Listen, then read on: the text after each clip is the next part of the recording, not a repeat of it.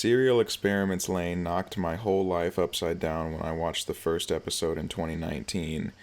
It was a vivid, even spiritual experience that no other anime has been able to recreate.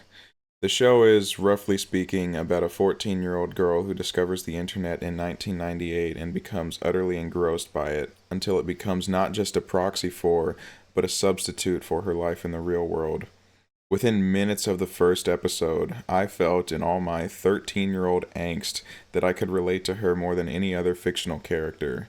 She was extremely shy like me, she could barely squeak out a word, but she was subtly expressive.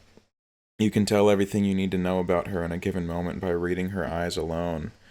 But what the show communicated so excellently about her was her interest in the internal life.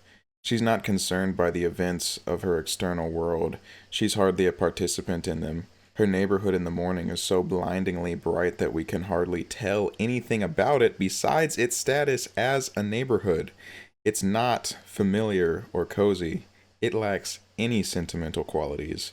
It's just impersonal matter.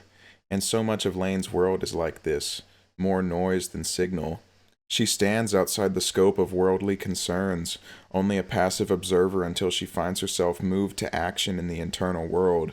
The subterranean landscape of the internet, or the wired as it's called here, houses all the connections and information that really speak to her. And this aspect of the internal life is what spoke to me so much in my teens. I did not care whatsoever about the events where my peers saw so much meaning. I was entirely digital. I cared about Wikipedia rabbit holes, music, video essays, analysis, all ideas.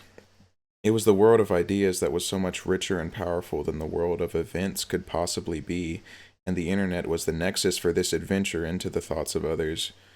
The imagery in the show is dreamlike and uncanny, almost constantly. The events depicted are not bound by the rules of corporeal space, time, or even memory.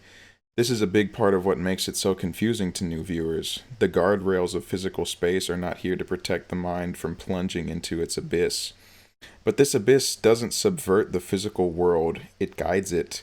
It's the nourishing substance fertilizing the daily grind of our ancestors.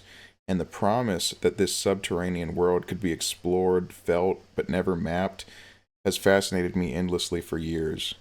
Also, the show looks really good, and the color schemes at night are strangely comforting, but I don't have any insights into this, and I can only tell you that it looks really cool. Thanks for watching.